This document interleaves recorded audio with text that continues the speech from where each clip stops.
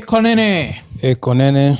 Episode 58 at 58. Kenya iko 58 years old. Hii ni episode yetu, episode 58, na kama kawaida ama this time at least tumefurahi juu show iko fully sponsored na msanii anaitwa Chris Mogo akiwa Masai za Columbus, Ohio. So tunasema knock him out the box Chris, out the box Chris, knock him out the box Chris. Yeah. Kwa saizi Chris ndio msee amesponsor the most full shows. Najua. So literally vile tu KRS1 alisemaga knock him out the box Chris. So Chris kwa Masai za Columbus, one love, si ndio? Yeah. Alafu kama umekuwa ukifuatilia Iko Nini, unajua majuzi tumeitwa Patanisho. Alafu the universe has this very interesting way of making things work out. So apparently sisi ni Patanisho because what happened was umse anaitwa nani, KenRazy alikuja hapa. Tukakaa naye tukahave like one of the best sessions ever. Alafu during that ali point out the fact that back in the year 2007, 2013 na 2017 zote amekuwa involved kwa elections na amekuwa kikampeni ya ODM na hakuna the maximum ashaipata I think ni 70,000. So after kusema hivi, someone else took those words and used them for political mileage. So kuna msana anaitwa Cyprian Nyakundi akaitumia. This is politics, which we totally understand. Yeah. Politically everyone will interpret everything How they want. How they want. So yali interpret kuonyesha Rao never pays watu wake. So after kuona hivyo, wase wa ODM wakaamua kucounter. So msana anaitwa Philip Etale anakuwa the head of communications wa ODM akareach out akasema nini anataka namba ya KenRazy waongee. Alafu si waga Iko Nini. So through season Iko Nini mimi nikamhit up pia nikamwambia ni aje uko serious ama ni PR. Akasema si PR. So nikampatia namba ya KenRazy. Alafu Razy pia nikampatia namba yake na akabonga. So as we are doing this show walikuwa wanafaa kumeet on Friday. So sijui kama watameet, na wakimeet tuna hope watawake wamepatana sababu hii ni Patanisho. Si unaona? So thank you kwa ule mtu alituita Patanisho. Alafu kwa watu wengine wale wana expect ati Iko Nini bonge juu ya diss tracks. Yeah. Nah. It's not going to happen. Tuko na so much to talk about. So tukiruka kwa vitu zimekuwa zikihappen Nairobi, kuna mse anaitwa nani huyo mse? Kuna mse amefikishwa kotini. Juu ya kuna rule ame break inaitwa the fraudulent misuse of electronic data contrary to the law and computer forgery. Umse kila amekuwa kidu amekuwa kiishi kwa hao na hao iko na caretaker. So kile yeye udu ni for 3 years 37 months umse amekuwa ki-edit M-PESA message na forward ya caretaker akisema amelipa rent for 37 months. Mse amekuwa kiishi Nairobi for free, Langata, place inaitwa Christie Homes. Alafu hizi 37 months zote ako na risiti. Juu caretaker amekuwa ki-forwardiwa message, caretaker anampatia risiti. 37 months ira yeye imekuwa kiishi free. Basi sasa imefikishwa kotini juu ya hiyo misuse of electronic data. Like after 2 years aunge move out. Wow. People don't count their blessings. Wow. 37 months. Watu wanaishi vizuri Joy Nairobi. Watu wako na ideas. Hata ijai cross mind yangu. Yeah, cause ndio kuna tule tufala utuma zile ma message kutoka committee. Tume-edit kiasi but haijafika hiyo. Sidhani imefika hiyo level unaweza danganya mse for 37 months. Alafu bado unaendelea. Na bado unaendelea.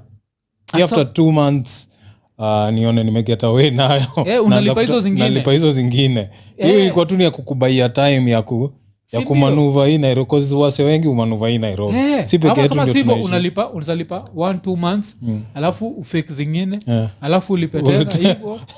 And still just living 1 month rent free Nairobi. Ni more than enough. 3 years. Yeah, unless unaishi kwa zile house nini za matope za. But still uka unaweza ishi free for 2 months. Alafu injua Christie Homes. Zinakaa poa sana. Kopo Langata. Ira imeishi 37 months. Sasa hizi imeenda hapo ati na beg for mercy, negotiate with the landlord. Now you have to come up na hii rent yote. Yeah. Alafu on top of that ufighti kesi kuzi sasa umevunja sheria za nchi. Alafu niko sure kuna penalties kadhaa pia za kwa wase wengi ukidelay na rent kuna kwa na penalty. So hii itahesabiwa ka delay ya 37 months. Lakini jirani nimeshindwa nayo. Oh shit.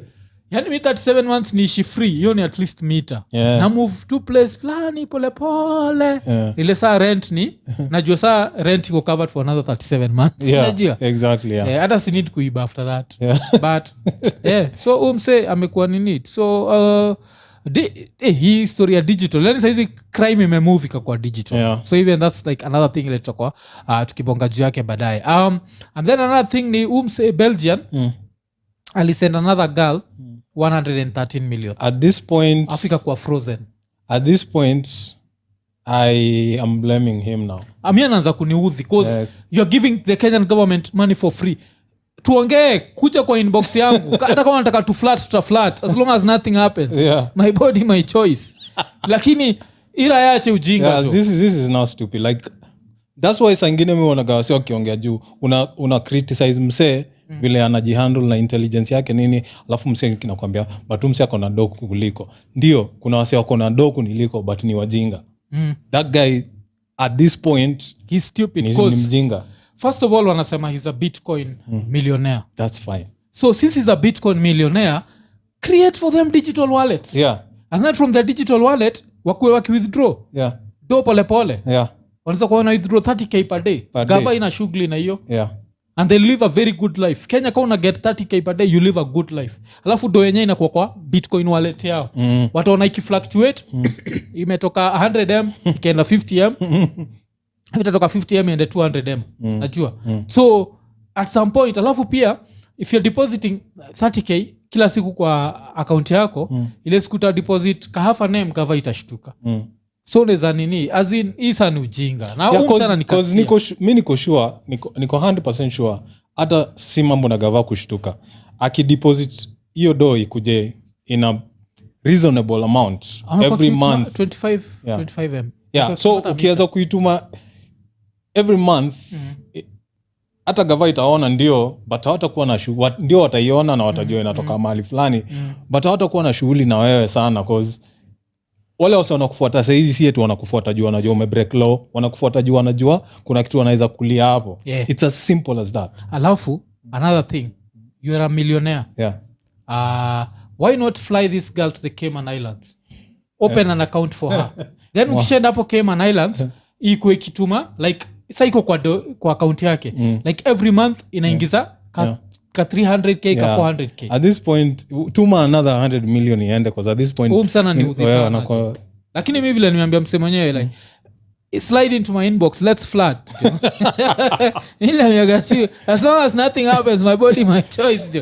Like hii ni ujinga jo. Hii ni like 226 million ile imeenda tu hivyo because hii ndio ikitokea Gava, corruption ita happen hapa. Malawyer first of all manini. By time mademo anapata kitu watakuwa lucky hata kupata 10M. Because Kenya bado ni Kenya. Ido haifriziwi ati because of what. Ni tu mtu ameona tu kuna njia. Politicians have so much unexplained wealth hapa nje. Hakuna mtu yote ashaini. So lakini this all can be solved through a digital wallet. Udem apatwe hii kitu in Bitcoin. Ambiwe itakuwa ikifluctuate. Your heart will pound. But you are rich. Because Bitcoin ina ujinga itatoka 70 million iende to 40 million in one day. Lakini toka 40 million iende to 120 million.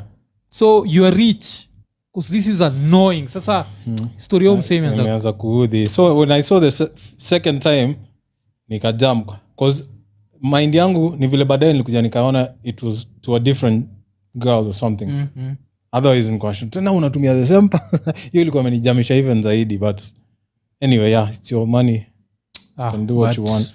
But ina nimenikatia sana. So that's another thing le imenikatia. But sasa in the past 1 week kulikuwa na Diana B alikuwa na release songs. And the process ilibaki imefanya Wakenya tukasahau like a lot of great things were happening last week. So nataka to go back kidogo to vitu zile happen last week on the Kenyan scene. First of all Sauti Sol walikuwa na do concert kwa sold out kabisa. Like clips also walikuwa natuma aungejua ni Kenya. That's number one. Apart from selling out, crowd ilikuwa nao kabisa. Like wakiperform. Ilikuwa like the whole soul generation.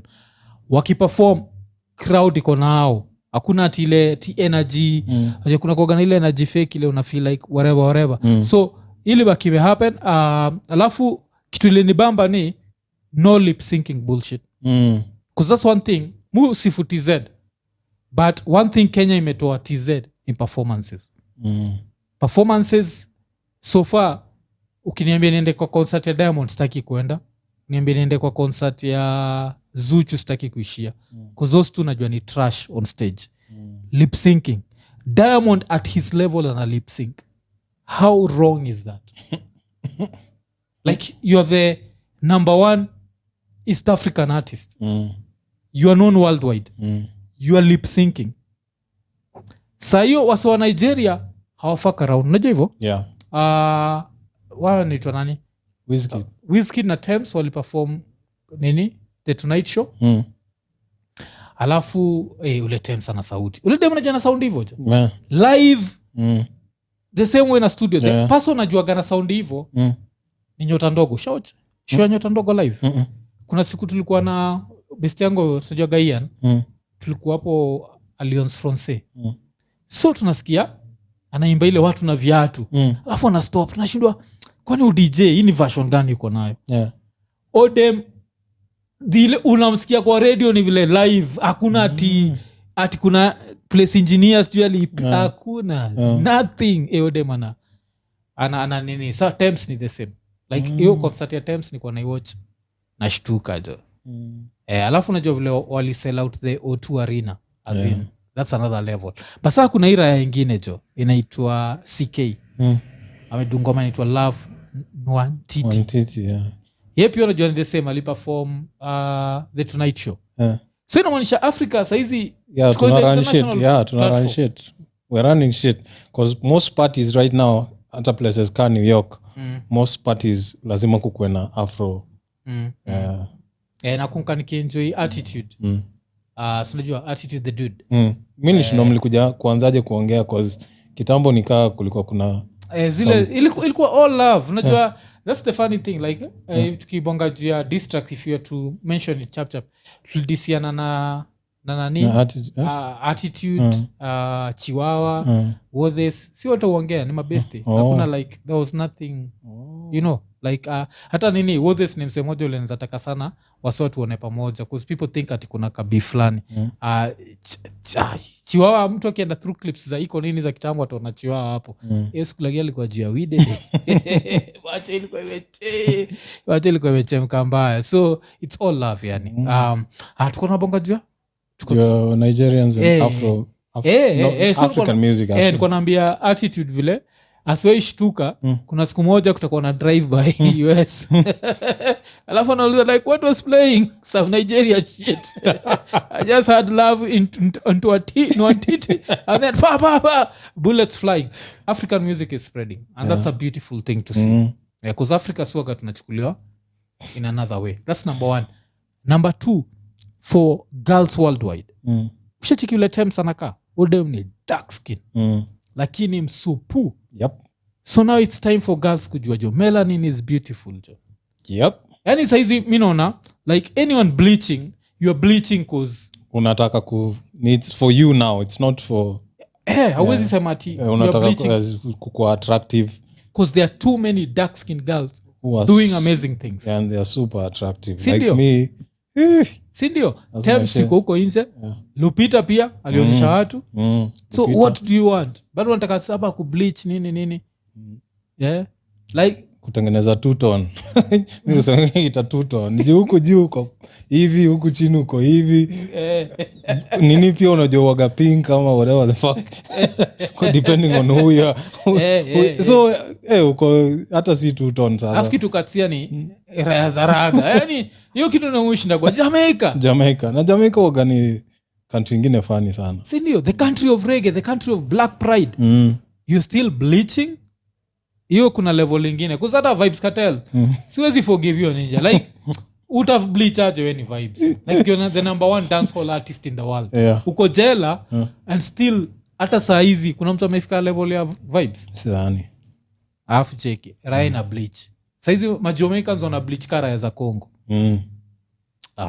na katsiaga sana jo lakini Congo kitu moja interesting na Kongo sijui kama nishaikuambia gajo hii kitu unajua kuna mademo wengi sana wako na ndevu Kongo kuzahia TZ pia kuna communities kadhaa but Kongo shit ile time John kwa nimeishia John kwa nini ona kwa nduthi na chikira yeye imeenda na mtu hivi alafu na chikidema na boobs alafu beard jo yani ile akiendelea hivi ni Al-Shabaab jo na niko sure kuna raya fulani niko baby come here we ile recross beard gang sio jo tembea kwingi ona mengi hizo alafu unajua sasa shida ni ukiishi as a stranger unaweza baki umeoverangalia ile like overstare which is not a good thing so lazima we act like it's normal yeah because hiyo condition will happen TZ pia nasikia iko TZ kuna places iko but sidhani kaa ni hiyo level because ya TZ waga unapata ni nini tu ametokea kadogo so ile mistake was okay sijui kama ni mistake but watu sema tunafaa kuiacha cause ukikata sasa na provoke sasa provoke cause pia India inakuaga the same pia kuna nini Indians waga na hiyo so ni a whole other thing yani ile ina come to so back to the Kenyan scene so tuko nabonga juu ya Sauti Sol of course alikuwa sold out which is just a very beautiful thing to see alafu unajua pia wali invite watu kadhaa so wakardinali pia waliperform hapo so kulikuwa na Rongrende after Rongrende sura yako nzuri mama which is a beautiful thing to also see like wana au wenyewe considering it was their concert for them to invite other nini so that was beautiful to see because in the process when that was happening in Malindi kulikuwa na Zuchu alikuwa na perform ilikuwa sold out. I'd want to see what happened there because I don't trust that girl. Zile performances zake nimeona ni trash sana. Demon is a sing, no one disputes that, but hizi perform for shit alafu wana get away nayo na hiyo ni ujinga. Mimi hakuna vile naweza kufly kusoja kao wanalipa domo kabisa atutoke TZ kuja hivi kuja lip sync hai zao za unasikia demo anaimba but unamwona stage ana dance ameshika mic hivi si ndio afu hata juu ku lip sync cause you can pretend ama uitishe ile mic ya nini itisha tu hiyo mic watu hawatajua unafanya nini but sasa watasikia ngoma iko clear washindwa cause so coming for that let's stop let's scream although kuna wale naweza kupenda wacheze tu CD vile iko uliona Diana akiperform live Diana ni mbaya hiyo naye mwekee tu CD mpati yako kama mic apretend anaimba na mmeimiu tu na pia hajui si alikuwa na nini alikuwa na lip sync but anasahau so iko pale ana drop bar moja mimi ni kama Afghanistan alafu ina sound vibaya cause it's na unacheki so kuna huyo pia ule but Odem anaitwa Zuchu anafaa kujua kai message nzamfikia because unajua interestingly nini Dully Sykes ile clip ilifikia Dully Sykes courtesy of Ambrose wa Mandugu DJ so Mr. Dully so love so Zuchu faa kujua kuna watu wanasema Kenya haujui stage performance hapa Kenya tutaki lip syncing we want live shows pia ambia Diamond the same tukitaka ma dancers tutaita ma dancers hakuna mtu amekuita kuja Kenya kudance kuja kuperform tunaweza kupatia dancers for free ndio unikati mbaya na ujinga hapo ajui kulip sync ashika mic unashikilia mic huku na tunasikia sauti yako ikiimba unashinda what the fuck at least pretend lie to me ile at least lie to me si ndio jo at least lie because me wambega watu like I'm a Kenyan very proud Kenyan but ukiniambia nichague like my top 2 singers East Africa ni Zuchu na Nandi then the rest come hapo nini but ikikam to performance jona performance ya Nandi on stage so I don't know how she is but Zuchu ule mtu approve waeke hizo vitu YouTube anafanya kitu ujinga sana so wacha tukam nao tusahau Diana Bindi alifanya tukasahau like a lot of new music ilitoka Kenya so kuna hii ngoma ya Brida Ndovuku na Triomio naitwa Pattern so kwa hii ngoma sijua Triomio ni kamtoi lakini kakona hii line ati light skin isikudanganye nacheza ka Ngolo Kanti kamtoi kanalibama probability ya kamtoi ni kavajoni like 99% kanaongea mbaya huku inje alafu naja kitu ni jazz ni kutakuonyesha vile capitalism ni powerful umtoi manager yake waga madhaki madhaki ana approve hizi vitu cause pia mimi ninge approve tu acha kaongea mbaya although that's number 1 alafu number 2 niko sure umtoi ana get nini kuna tu pedophilia na niko sure kuna madem older wale wana flat na basa kamtoi kana jichocha acheza kai Ngolo Kante so hiyo ngoma ni ya Breeder Ndovuku ametumia kuna parts ametumia like that raga flow ya the 90s so it sounds really dope alafu Breeder pia amerepresent so ngoma inaitwa Pattern vile siambia gase back you may support cause kuna kitu moja ile sijai understand kuna ngoma ya Breeder bado inaitwa Kitu Nono ile muita kono but hiyo ngoma nilikuwa na check mpaka saa hizi haijafikisha 1 million views hizo ushai onaga ngoma fulani unawatch hivi kwa like ngoma haijafikishaje 1 million views cause kuna ngoma mu understand haijafika ngoma haijafikaje hiyo ngoma haijafika 1 million views na to me that song also inanionyesha vile sijui unaona kwa gana shida na history yetu ya kupatia radio stations kutumia strictly international voices vile radio stations za Kenya zinapenda sana kutumia international voices like this is Kiss FM nikamlami this is classic this is si kuagi na shida nayo as such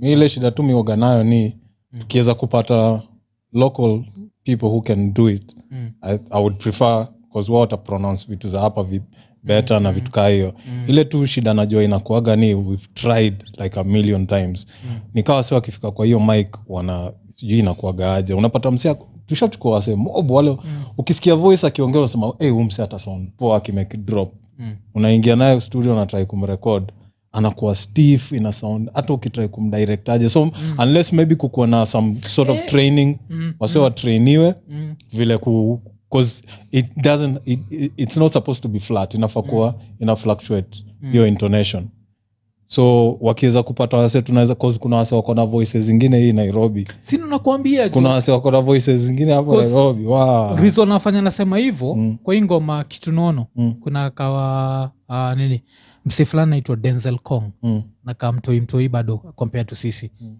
mtoi ana voice Denzel Kong azi buda sijai kumit sijai nini but unafaa ku voice ads yoga na hiyo voice akianza kunini kono uko like hira iko na voice so but sasa unajua with proper guidance anaweza do something lakini tukiona hiyo jinga ya international voices we will never discover that because me hiyo tu ndio shida mimi wanagaua I think ukiget msee kwa studio mwambie anadu station voice automatically pia yeye anataka kuswitch a sound car so kwenye hiyo process you lose everything hafai kuchange kitu yote the only thing ni hii sauti wewe tumia kuimba na kurap tumia the exact voice ku voice add najua na to me inaweza work perfectly especially hao say wanajiita audibets wana try kunini mtaani hizo jo kwa Raila ile voice audibets jo hizo jo according to me vai kwa na job mtu ina nafaa ku voice audibets mtu hii first of all anabonga sheng clear kabisa second akona voice akianza kubonga utatan kucheck ni nani anadu hivi unacheki ina stand out alafu inakukumbusha kuna msee mmoja black wa kwa movies karibu zote sijui sijui unajua out of wale ma voices za movies kuna voice moja waga co-host kabisa si ule mse tunajua yule wa CNN wacha CNN sini James Earl Jones James za James Earl Jones ni Simba kwa ile movie ni Simba ni Mfasa si Mfasa kuna mse mwingine tena black alikuwa discovered kwa train kuna nini like a movie director kalikuwa kanaenda mashughuli zake alimdiscover kwa train sio msana anaitwa nani ana voice hivyo na the same way jo nasema kuna msana anafaa ku try ad moja no Denzel Kong mtu yana ana sauti yani hata leo nimetry sana kutafuta zaka hapa niko nataka usikize mtu hii kabla nini but hatukuweza kupatana but msana anaitwa nani alikuwa discovered kwa train alikuwa ana voice ana nini train in London alafu ile anasema sija nini destination ule msee alienda jo na akamtoa from a normal person to a multi-millionaire jo discovered train ni voice actor jo masaiza London jo msee tu alikuwa anaenda job tu anaenda tu job kivyake akabuda alafu in the process akakuwa discovered kwa train. Nimekosa kunini yake, next time tutaambia wase ni msem black sasa. Alikuwa katu na ride train tu, amefika huko masijui alikuwa discovered akiwa over 40, I think close to 50. Wakati kwa train, normal life, struggling na rent nini. 1 minute the biggest Hollywood movies wago msejo. So huo nanijo wacha tuipush hapo kwa universe huo Denzel Kong.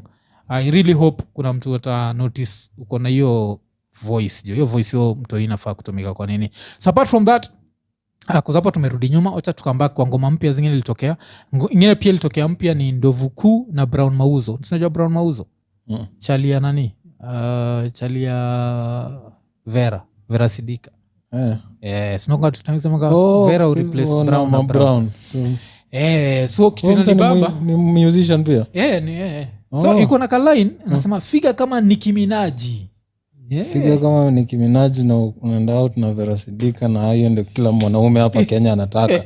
Wewe acha ujinga bwana. Wewe unajichomea. Wewe unaenda kulala kwa nyumba gani? Ama hiyo siku alilala kwa couch. Zizi mimi naona unajua pia ukiangalia from another perspective, Vera anafiga kama Nicki Minaj. So I think alikuwa na kusingoma inaitwa Body. Alikuwa na sifu tu manzi yake. Cause hiyo ingekuwa you're lasting over Nicki Minaj and you have kuna mashini hapo. Hiyo ni mashini kubwa. Yes, ndio je. But alikuwa na shout out manzi yake. I think so that's another new song ile imetokea. Kuna ngoma pia imetokea on Thursday. Otile Brown na Bahati haijani hit. I'm actually disappointed yani. Sijasikia ngoma yenyewe, nimeona tu ka clip fulani Bahati akiwa na nywele na ana kiwigi. Yani unajua mimi nafikiri hiyo ni zile za Instagram zinaitwa nini? Zile ati nini? Zizi. Filter nini? Filter. It's an actual song. Otile na mimi najua I'm like one of the biggest Otile fans, but hiyo ngoma imedo nothing for me. Hiyo ni kitu moja nimeshindwa nayo. But apart from that, kuna ira ya moja East Africa ile like ikikam to the best rapper, ikikam to party bangers East African, kuna mtu ana beat Darasa. Darasa kuna ngoma mpya. Ngoma amedu version yake ya Brenda Fassie. Nakupenda sogea nikuambe sogea yule Brenda Fassie na amedu version yake. Sijui ni kurambe ira hiyo ngoma ni kali.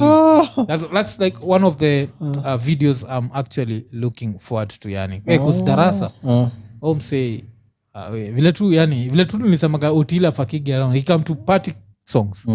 Darasa does not fuck around. Alafu sasa talking of Darasa alifanyaga hii ngoma na udem anaitwa Jovial. So since wewe ndio mtu wa TZ, ushaenda TZ, utani kuuliza kuna place Jovial usema niko tepe kama chips zege. Okay, niko off key whatever, but anasema niko tepe kama chips zege. Inamaanisha nini? Okay, so tepe sijui inamaanisha nini, but this chips zege, from what I know what zege is concrete. Ile imechanganywa. Alafu unajua TZ wanakuwa na design nyingine ya kumake chipo. Niliambiaga kina sister, kina kuzoa, kina nani. Msiwahi niwekea hiyo kitu kwa meza, tutakosana. Hiyo chips mayai yao. Ushaona chips mayai vile utengezwa? It's some disgusting shit. I can't eat that. Si kwa ubaya. But saa hiyo inamaanisha hiyo chipo kuna vile basi wanaita. Nikaa sasa huku tuna masala. Yes. Inaweza kuwa ni chips masala, ndio inaitwa chips zege kwa zimechanganywa na hizo maupuzi. So niko tepe kama chips zege inamaanisha? I do not comments. That's mimi sijui. Acha nikuchanue. Apparently tepe inamaanisha wet. So ndio chips zege iko tepe. Okay. So demo anasema yuko wet ka chips zege. Alafu yosema mara kadhaa. Well, leo unajua according to me na kwa like the Kenyan Adina Howard, but now with more talent than Adina. Demo anaitwa Jovial. Fa kumsikiza tu. Yeye gam nasty lakini ni mkali. Demo gam mkali sana. Mpaka nakuka unachikiata vile tulibonga jia majuzi tukibonga jia like this patriotic songs. Uliona lazima ningemtaja.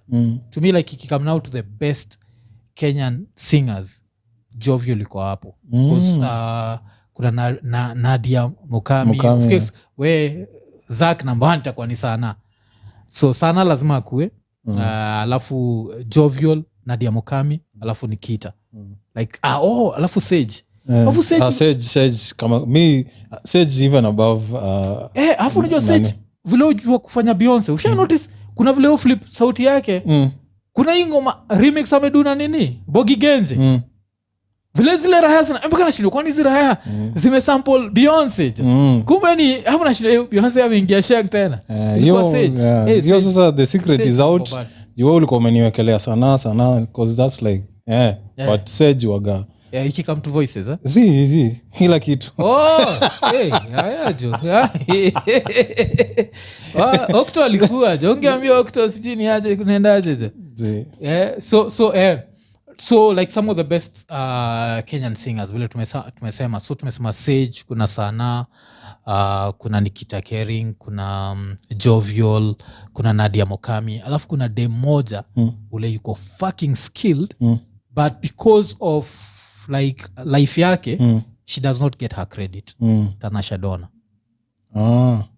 Tanasha kana dem anaweza sing lakini I think kuvalidate nani anaitwa Diamond now that took away from her skills okay so, does that make sense like you're dating such a superstar that people can't see beyond him being your boyfriend so watu wako like huyu atawezi ni nini ni juu ya nani dem anaweza sing so. Now what happened to the other what's her name Della of course Della can sing Della hata nishaiwak na yeye Della kwanza nini of course hauchigi iko nini but congrats iko pregnant saizi inakuonyesha vile I don't like the fact that in Kenya I don't feel kuna kuwaga na enough space for a lot of people to shine at the same time and that's number one then number two I feel like she came out too early before the internet alafu saizi vile internet imekam hajai-embrace so napata Sana ame-embrace internet ame-adjust nayo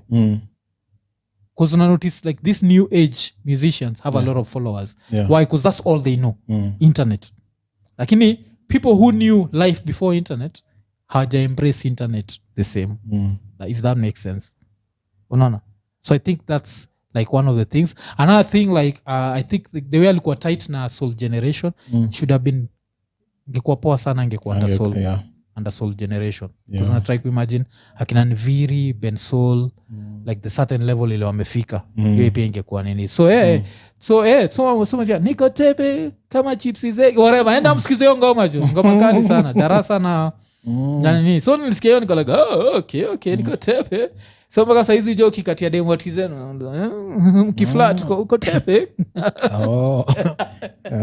TZ me I think niko more on the underground scene na si sana ni vile tu ni kwa nini zangu za internet nilidiscover kamseka naitwa Max Cortez nilicheki wasiwa kibonga juu yake na kamse sijui ka Mexicano kanaishi nika Mlatino mani si Mlatino hizi country za Asia hizi waga za Uislamu hii country ituaje Pakistan si Pakistan Sri Lanka I think one of those Indonesia or something he's half but now think born in TZ and grew up in TZ because anaongea hiyo Kiswahili ya TZ so amekuwa akihave beef na kamse fulani huko so because of that yani imekuwa all over the internet wanakuwa kibattle wana sound poa na nilikuwa sikiza because miki kamtutize na kuaga sana stuck kwa mainstream singing and party bangers man nimekwambia jo ninja into darasa waga nimerank sana so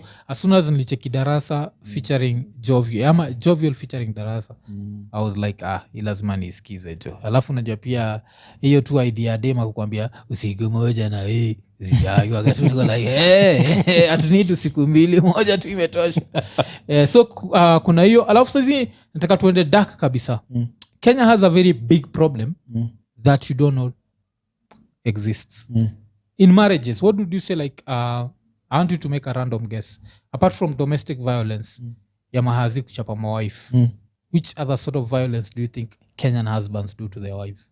I was surprised. It's very common. Usiniambie ni rape. Yes, but which sort of rape? Sodomy. Sodomy is very common in Kenya. Husbands sodomizing their wives. Very common. Ufiti, gava icheki na raya. So at least that's good. So wacha nikupatia a few cases zile zime happen. In 2009 Nakuru kuna msali kwa jailed 10 years for sodomizing wife wake.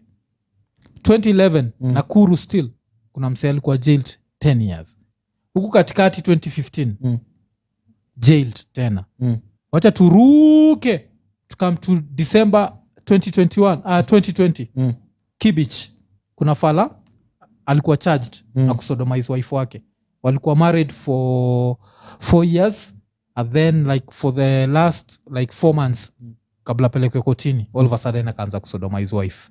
Alafu January 2021 kuna msali alikuwa jailed in Machakos for kusodomize wife. The fuck?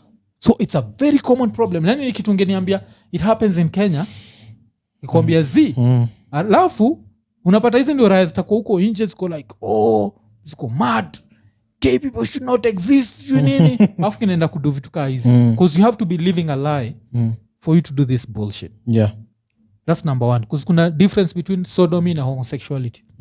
Sodomy ni ile you are raping someone. Homosexuality inaweza kuwa consensual. So hiyo two adults you might not like it, hiyo ni shauri yao, hiyo ni life yao.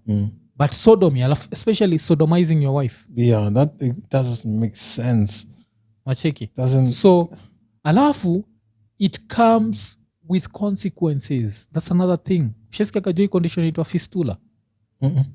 Fistula waga ile dema kienda kuzaa siena kupata ile nini vaginal tear. So kwa dem akipata hii vaginal tear sometimes even feces come out through the vagina. But now for a woman who's been sodomized the chances are like super high. So a lot of women don't come out, so they are sodomized lakini wana believe ndoa ni kuvumilia all that bullshit. So they end up staying in these marriages, wana end up na fistula. So nakuonyesha like I really hate you jinga sujifanyishanga we are a moral society because such shit happens chini ya maji. Then you jinga ya overrating husbands. Kaira ya moja hata kwanza sikuambia unajua vile Sanaipei ali disrespect nani Willy Paul. Vile Willy Paul alimreply ati unafanya hauna husband really nigga. Like in 2021 like having a husband is like yes, an in achievement. 2021 getting married is an achievement. Is an achievement. See, that's the bullshit, man. Jesus. So this is a very common nini. Alafu the fact ina kosio fistula kosio fistula messes women kabisa because like it's a very common condition. Alafu inasemekana it's common amongst women who've been sodomized. So inaweza happen to women who've not been sodomized. But it's common because nature is not perfect. Yeah, but now it's common. Alafu they get away with it because a lot of women don't report this shit. Because kuna ujinga ya marriages. What's your views on divorce and you're asking the wrong person. Patiana views zako. You're asking the wrong person because for me at my age ile pressure nimekuwa nayo by now you should have been married. Mi wambia wase wote go fuck yourselves. Like it's go fuck yourselves. It's your life. We live in such a different time. Like watu waja notice we are not living in zile siku zile marriage was a must. Cause kila tu sahau marriage ilikuwa inafaa kuwa cause chances of survival were very low if you survived solo. So there was a reason to have a partner. And then apart from having a partner, one of the reasons why you'd have to have many partners was cause probability ya pia the seed growing was low. Cause hakukuwa na vaccines, hakukuwa na nini, hakukuwa na nini. So mortality rates zilikuwa high kabisa. Times imechange. Alafu hizo time pia zikaanza kuchange. Madema hako wanaenda shule. Saizi madema wanaenda shule. The same job you can get, a girl can get. So what makes you think now your penis makes you special? That you now hunt a gatherer in 2021. Sindio? Who are you hunting? And what are you gathering? And what is you gathering? Alafu you're gathering, unapata dema na gather kukushinda. Anagather kwa wanaume wengine wala wanaenda hunting. Apart from that pia unapata ye mwenyewe judem kama sana dem alikuwa amejiestablish. Najua like in the media for so long amedu vitu zake. Kuna ile hata interview yake na Singleton na Kibonga vile alikuwa anajenga hao dem kaa huyo kimwambia ndio fanya hujapata husband. You look stupid.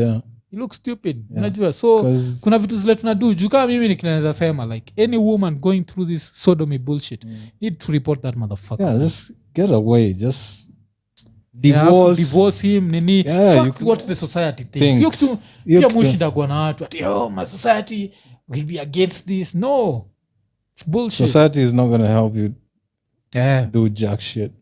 So kuna hiyo kitu ile nishtua sana. Alafu now it gets even darker kuzili happen Masaiza Moranga majuzi. Kuna raya jo sio Moranga vile kuna kuoga na shida ya alcoholism. So kuna kabudajo kalikuwa ka 41 year old kametoka kwa club hakuna kafi jo iko nene kanatembea jo akienda mtaani grab one phone niggas kabuda. Okay, this story is dark now, I'm sodomized. Lakini ubuda aliweza kuidentify 2 suspects. I'm sorry people but it gets funny here. I'm sorry. I hope ubuda alikuwa nini but nashindwa alijua hizi raya nini ali-identify raya mbili jo. Oh shit. Fuck. Iza jo zako zina jo and I have to picture the whole shit. So we are going dark. We are going dark now because nashindwa vile aligrabia like hata uingiza hapa. Maybe anashindwa like maybe anaitwa Njoroge kaa vizuri. Kwa Jogona huyo ni si Jogona. Bila wengine inazusha na Jogona hiyo like Jogona umevaa mask na anajua sauti yako ni mjingaji.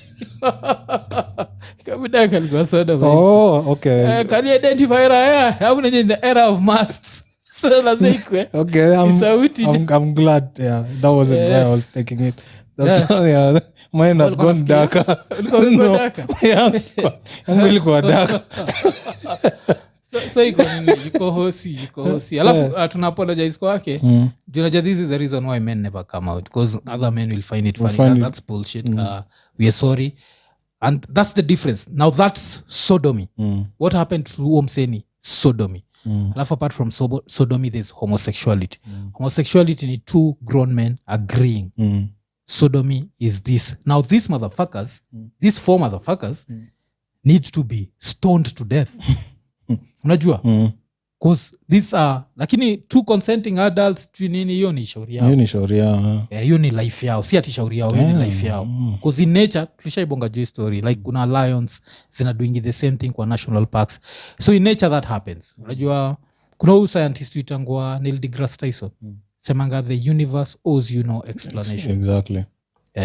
So ukistudy science unasikia jua inaitangwa like black holes. Ati black holes where gravity is so high that even light can't escape. Unajua hivyo? Alafu ati by accident wewe mwenyewe uingie kwa a black hole. If it does not kill you instantly. If you enter kwa black hole for 1 second and then the black hole ikuspit out. Unajua utapia in which year? 1 million years later. The universe owes you no explanation. Wewe kwa mind yako utakuwa nimeikuwa kwa hii black hole for 1 second. Like pap. Ukitoka nje itakuwa 1 million years later. Ndio sana kuambia the universe owes you no explanation. Hii ujinga unaendaga pasta yako anakudanganya dunia ilitengenezwa siku 6 ni ujinga. Haiko happen hivyo. Science yani ni strange vitu zina happen huku nje. Yani we try to imagine 1 million years later jo. Hakuna mtu anakujua. Wasada kwa wewe ni nani jo? Language tunabonga maybe imeisha. 1 million years from now maybe Kiswahili itakuwa imekufa. What happens? We try to imagine if that was to happen to you 1 second kwa black hole. So walikuwa nasema like inaweza fika time when humans can manipulate that. Itafika time unajua since niko na hii ugonjwa na siwezi survive hata niingie nirudi after 100 years nione kama kiwa imepatikana. Sasa shida ni black hole at ile gravity iko pale. If light can't escape, what will that do to a human body? Because itaku crash tu. Yani but now if you are to survive, how crazy is that? Then you come back from the future. 1 million years later. I've been here before, niggas. Shida ya million years ni kauli invest kwa Bitcoin. Maybe Bitcoin liacha kutumika jo. Ingekuwa kuna there's a way ya kukuja 100 years later. Hawezi kumbuka hata passwords. Mimi hata 20 years later. See when in 1 second utakumbuka. Kwa everyone else you've been gone for 1 million years but for you it's 1 second. So hii time tu umesema hiyo imetosha black hole na umerudi 1 million years later. How crazy is that? Wow. Yani the universe watu wanashindwa kwa nini China inatuchapa juu wameembrace science is so interesting. Like there's a reason why religion existed. It was the way the primitive man alikuwa try to explain the world. So kulikuwa nayo story ya 6 days sijui nini lakini hizi vitu zote evolution ni fact. That's why every animal has a relative that looks like that because animals may change with time. The same way yani ukisikia vitu zina happen huko nje afu ndio unaambiwa the universe owes you no explanation. That's why vitu kama homosexuality, transgender what zina exist because the universe owes you no explanation. Nacheki. So that's something you'll find ikiwa interesting sana. So come to stories of sodomy. Me according to Mimi, sodomizers put to death. Homosexuality, no, there's nothing wrong, that's nature. Sodomy, no, that's rape. Sodomy fanya kila mtafanya. So hiyo ni opinion yangu. Of course kuna raha zita jump na mimi mimi nimepatiana the scientific method. I don't care about the other method. Now tukiendelea kuna hii story nimekuwa nikifikiria like kuna mathegi wameangushwa majuzi wakitry kurob Masai za Ruiru. Alafu ikafanya nikafikiria in 2021 do you think bado watu wanafaa kuwa na rob? Kuzata ilifanya nikafikiria juu story tulibonga juu yake kwa episode 57 zile raya mbili zilienda kurob place alafu moja kadunga mwingine macho alafu akadedi. Unafikiria unakumbuka vile nilisema vile limdunga aliacha kisu akahepa. Alafu nikasema that was stupid because ya fingerprints. But I actually thought about it. Either way umsangeshikwa. Why? Fikiria zaka. Best yake wewe ndio ulindunga kisu. Amemdedisha na akachukua knife akahepa nayo. Can he still be caught in 2021? I'm sure kama alikuwa through what? Technology. Yes. We always leave a digital footprint. So tuseme Israel goes mekaa tu skani aje jo mimi naishia tu home alafu so ile mra tunaenda masaa ngapi? Ni masaa 8. Alafu raha nyingine idungia ira ya 130 ni aje jo stwende. Alafu ira nyingine kujipatikana imedead. Alafu simu iko hapo last call. Hata wacha last call alikuwa na nani? Yes. The last time alionekana alikuwa na nani? Alafu anaenda alafu Kenya hawanidigi any evidence. Ni safari committee ulizwa huyu msee alibongana nani hii time? Walikuwa na msee signal yao ilikuwa pamoja.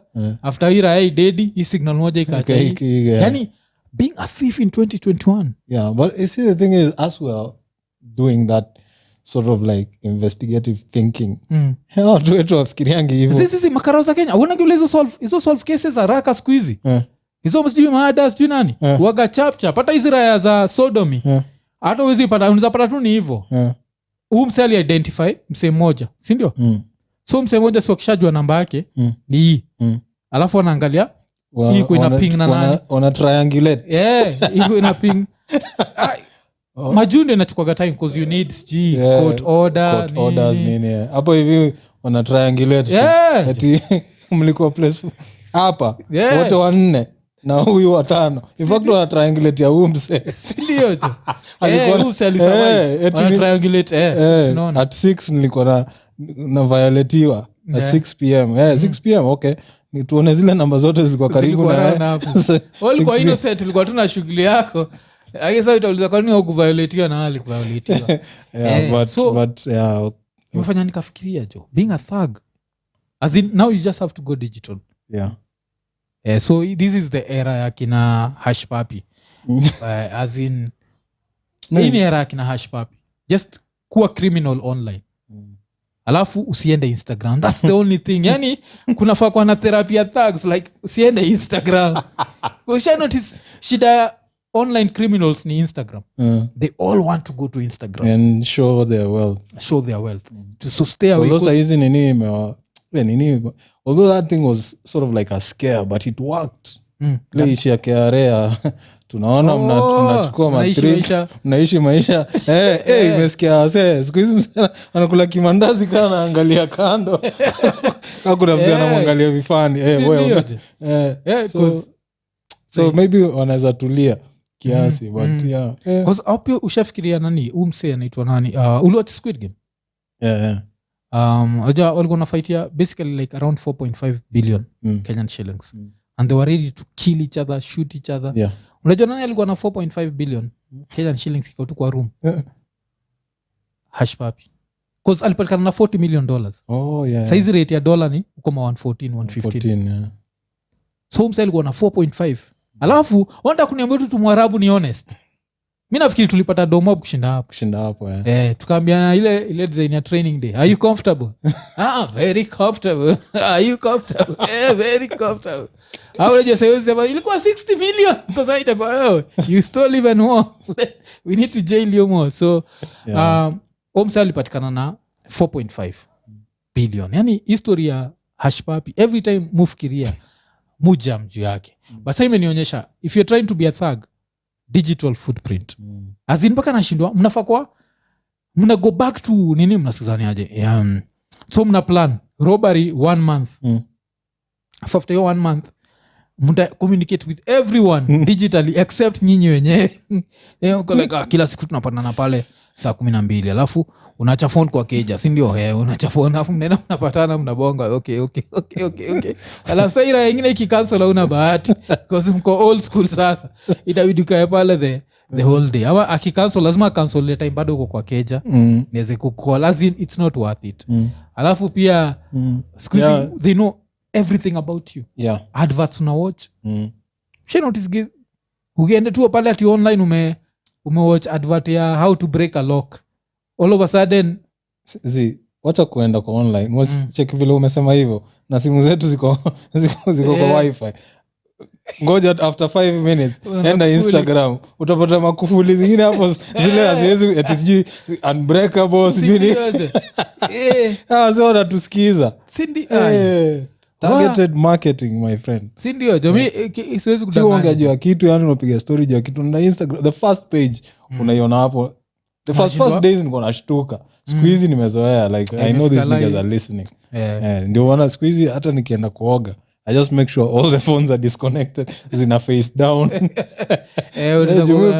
kutoka kwa babu kana natembea tu hapa ndede pata Chinese anajienjoy anashinda jo kunaendaje so hiyo ndio world tunaishi so zaidi naweza sema tu if you're choosing a career thuggery should not be the one like as in usijidanganye because zile siku zati mnaenda kuiba wewe una hepa solo una survive siku ziliisha because unless mtembee bila simu na sasa mtapatanaje kwa siku hizi kila kitu ni simu so unless siku hizi kila kitu hata sijui kama nonitisi wale walikuwa wanaombaga tu bobs huko kwa streets unamwambia sina hashu siku hizo walikuwa wanamwambia sina hashu anakulenga sasa hizo sina hashu anakutolea kamulika unaweza tuma hapa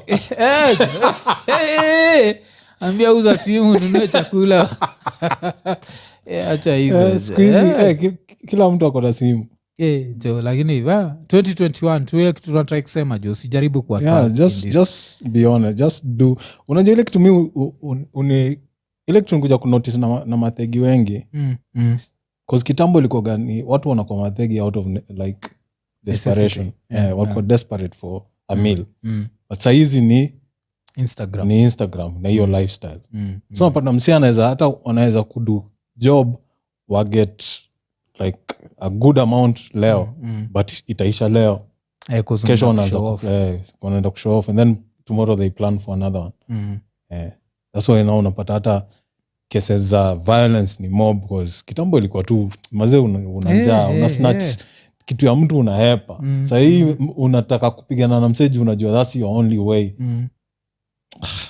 it's crazy ni upuzi sana jo tunaishi kwa time zingine tricky but ile kitu naweza sema tu Kenya first of all ukihepa utatraciwa makara wakikama watakushoot bila wewe kupatia time ya kusarenda just try something there's so much to do online outside, kuna hata advice hata tulishaya advice ingiraya ni illegal hapa Kenya lakini hata tu Pornhub alafu ujiadvertise sema niko na mtarimbo hapa na sina job si ndio yenyewe kwanza kona nalinga bigi haufai kuwa naishi unasema tu na unalinga unaenda tu ka you want to see the evidence unatuma nini zako CV tuma CV unaambia maybe need tu kuni coach acting kiasi but niko na all the tools required yenyewe nizakona tu CV tu kina West Coast Films kukangana gani Bang Bros alafu nizakwa interesting lakini ukienda inaitwa nini ile place si mtu ukienda embassy unaendaga na invite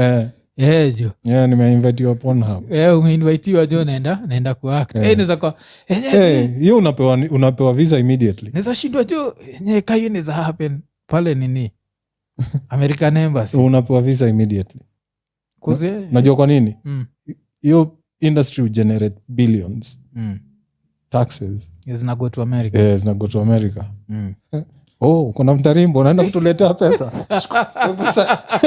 saina hapa hivi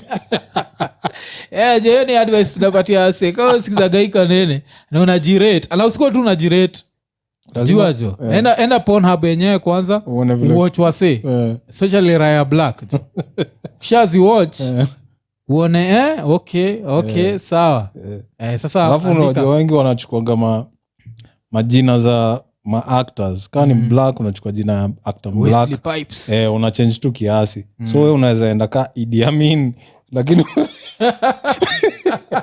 utafute vile unaweza spice hiyo jina ya Idi Amin ingiane na wewe lakini je hizi nini una need vitu kama si vile kuna Will Smith so maybe unaitwa Will Sjipai Will whatever unafaa ku twist ile jina ule ifit kama kama hii Wesley Snipes sasa iko kuna Wesley Pipes juu ako na pipe so wewe uko na inaitwa Bolingo Nangai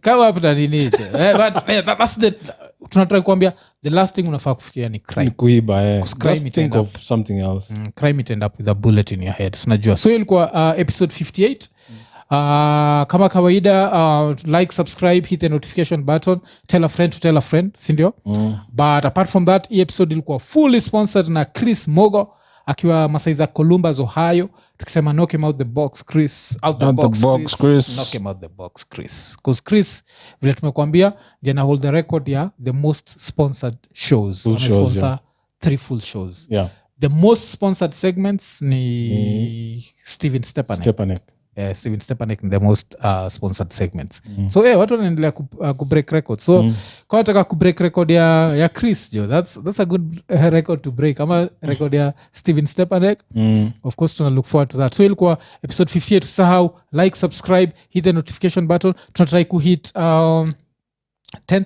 sasa tuko 5700 so we are getting there tuko 5700 so ni hivyo jo hii wiki hatujaweza kugetia any guests so sijali juu hiyo but at least tuliweza kubonga juu ya watu kadhaa pia tumeweza kuwa patanisho tumekuwa tukifanya a few big moves so tutamaliza episode 58 tukisema Iko Nini